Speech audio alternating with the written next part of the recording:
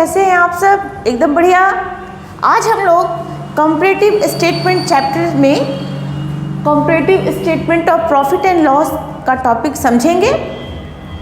Profit and loss account तो आप लोगों ने फाइनल स्टेटमेंट में 11th क्लास में भी पढ़ा होगा, बनाया होगा, लेकिन यहाँ पर जो नाम है इसका comparative statement. Comparative statement means कि 2 और मोर देन 2 इयर्स का नेट प्रॉफिट, उनके रेवेन्यू, उनके बीच में हम लोग यहाँ पे कंपेयर करेंगे।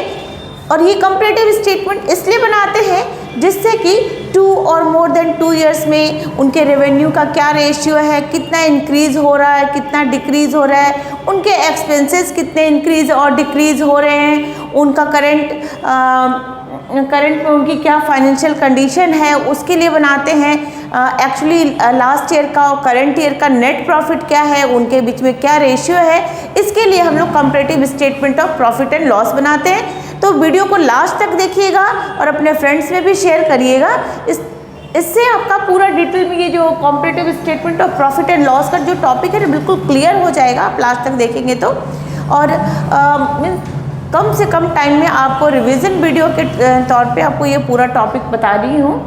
देखिए, कंपैरेटिव स्टेटमेंट अगर अब तक आपने नहीं पढ़ा है तो देख लीजिए। Comparative statement of profit and loss में कुछ भी नहीं करना, बहुत सिंपल है। इसमें मेन 5 कॉलम्स होते हैं, पर्टिकुलर का है नोट, उसके बाद सेकंड कॉलम नोट नंबर्स, ये भी एक बना सकते हैं। फिर प्रीवियस ईयर के लिए एक कॉलम बनाएंगे, करंट ईयर के लिए कॉलम बनाएंगे, और उसके बाद एब्सोल्यूट चेंज, करंट ईयर और प्रीवियस ईयर में क्या चेंज हो रहा है उसके लिए एक कॉलम बनाएंगे। एब्सोल्यूट चेंज, इंक्रीज और डिक्रीज, ये कितना इंक्रीज और कितना डिक्रीज हो रहा है। और लास्ट वाला जो 5th कॉलम है इसमें percentage change, last year, previous year और करंट ईयर में क्या परसेंटेज चेंज हुआ है उसके लिए ये कॉलम बनाएंगे। टोटल मेन 5 कॉलम्स बनाते हैं।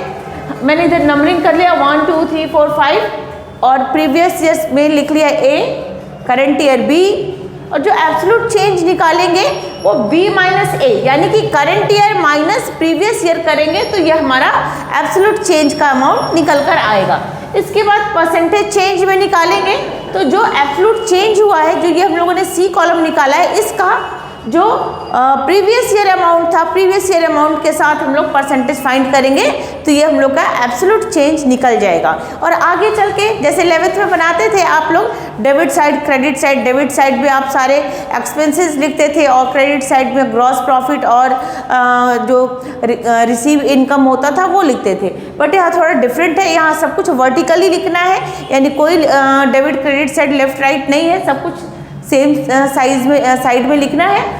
सबसे फर्स्ट हम लोग लिखेंगे रेवेन्यू फ्रॉम ऑपरेशन, जो आपका नेट सेल होता है, समझ लीजिए। रेवेन्यू फ्रॉम ऑपरेशन में एड अदर इनकम, अगर कुछ और इनकम हो रहा है, अदर इनकम हो रहा है, कहीं से कुछ कमीशन रिसीव, अदर इनकम में कुछ और कहीं से रिसीव हो रहा है तो उसको भी करंट ईयर का और प्रीवियस ईयर का दोनों ही कॉलम में लिखेंगे और इनका डिफरेंस भी निकालेंगे। इसके बाद है 3rd नंबर पे टोटल इनकम, तो ये जो रेवेन्यू और अदर इनकम है इन दोनों को प्लस कर देंगे, प्रीवियस ईयर का भी और करंट ईयर का भी, दोनों को प्लस करके और फिर दोनों के डिफरेंस को भी प्लस करेंगे और जो अमाउंट आएगा इधर हम लोग लिख देंगे। टोटल इनकम हो गया। इसके बाद इसमें से टोटल इनकम में से नंबर 4 पे क्या, लेस एक्सपेंसेस। टोटल इनकम में से हम लोग जो एक्सपेंस है उसको माइनस करेंगे। अब एक्सपेंस में इसमें क्या क्या चीज़ें लिखी जाती हैं, एक्सपेंस सेक्शन के अंदर कौन कौन से चीज़ें आएंगी, उसमें सबसे पहले कॉस्ट ऑफ मटेरियल कंज्यूम, जो मटेरियल कंज्यूम किया गया उसकी क्या कॉस्ट आई, प्रीवियस ईयर की भी और करंट ईयर की भी। Purchase of stock in trade, क्या क्या परचेज किया गया, स्टॉक क्या, रॉ मटेरियल क्या परचेज हो वो लिखेंगे। Change in inventories of finished goods, work in progress and stock in trade. Inventories में क्या चेंजेस हुआ, करंट ईयर, प्रीवियस ईयर, उन्हें भी लिख सकते हैं आप। Employ benefits, company employ benefits में क्या दे रही है, जैसे सैलरी दे रही है, बोनस दे रही है एम्प्लॉय को और अदर कुछ बेनिफिट्स दे रही है तो वो भी लिखे जाएंगे। फाइनेंस कॉस्ट, उसको फाइनेंस अरेंज करने के लिए जो उसको कॉस्ट एक्सपेंस करना पड़ा वो फाइनेंस कॉस्ट भी लिखे जाएंगे। डेप्रिसिएशन, जो फिक्स असेट्स के ऊपर जो नॉन करंट असेट्स होते हैं, लैंड, बिल्डिंग, प्लांट, मशीनरी, अगर इनमें कहीं कुछ डेप्रिसिएशन हो रहा है तो डेप्रिसिएशन भी लिखेंगे। इसके अलावा और भी अगर कुछ क्वेश्चन में कुछ इसके अलावा कुछ अलग से कोई एक्सपेंस दिया है तो उसे हम लोग अदर एक्सपेंस वाले कॉलम में लिखेंगे, प्रीवियस ईयर का और करंट ईयर का, दोनों ईयर का लिख लेंगे।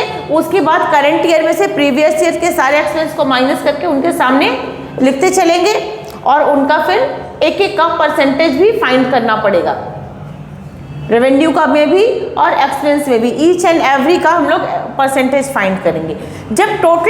जब सारे एक्सपेंस हमने लिख लिया तो उसके बाद है फिर टोटल एक्सपेंस, जितने एक्सपेंस है उन सबको टोटल करेंगे, जो भी अमाउंट आया उसको टोटल इनकम में से टोटल एक्सपेंस को माइनस करेंगे। नेक्स्ट कॉलम पे क्या करें, प्रॉफिट बिफोर टैक्स। सबसे पहले revenue add other income, total income, फिर लेस एक्सपेंस, लेस एक्सपेंसेस में सारे एक्सपेंसेस हमने लिख लिए। जब सारे एक्सपेंसेस लिख लिए तो फिर एक्सपेंस को टोटल करेंगे।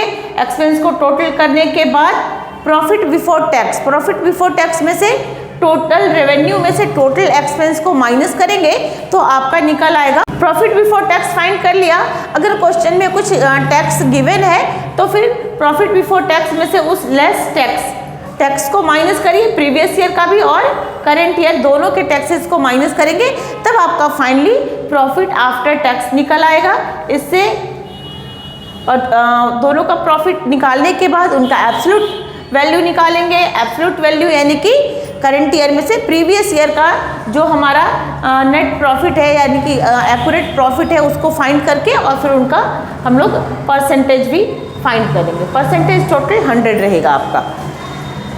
आई थिंक मैंने बहुत कम टाइम में आपको comparative statement of profit and loss समझाने की कोशिश की है।